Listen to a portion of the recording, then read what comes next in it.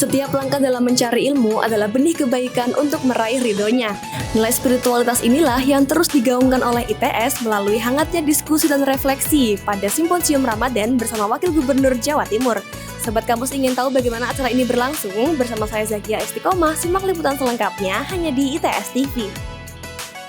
Masjid Manarul Ilmi ITS kembali menjadi saksi cahaya ilmu yang menerangi kampus perjuangan. Simposium Ramadan terselenggara sebagai bagian dari rangkaian kegiatan Ramadan di kampus atau RDK 47 ITS yang berlangsung pada Rabu 11 Maret 2026.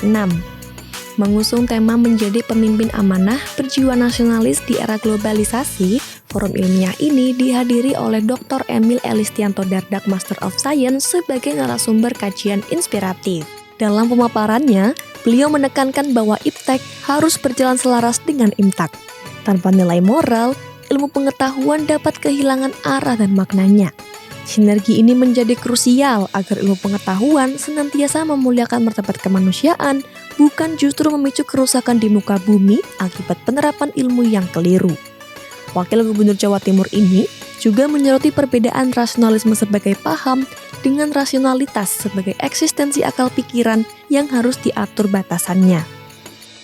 Nah, maka untuk itu kata kuncinya adalah toleransi, tegang rasa, hal-hal seperti itu. Bahkan dalam sebagai intelektual ya di kampus, bagaimana kita bisa menerima perbedaan pandangan, agree to disagree, bisa nggak? Sepakat untuk tidak sepakat, tapi tetap bisa berteman, tetap bisa cangkruan, gimana caranya ya? Melalui inisiatif ini, Kampus Ibu yang Luhur ITS kembali buktikan diri sebagai pembentuk generasi penjaga moral dan peradaban bangsa. Dengan basis nasionalisme yang kuat, para intelektual muda dituntut untuk mampu mengorganisir diri, menjunjung toleransi, serta menjaga marwah persatuan sebagai kompas utama dalam menavigasi arus global yang penuh tantangan. Jadi harapannya dengan adanya materi kepemimpinan yang disampaikan oleh Pak Wagub ini, mahasiswa ITS lebih terbuka dengan dunia keberpolitikan yang ada di Indonesia dan juga di lingkungan sekitarnya. Seperti itu.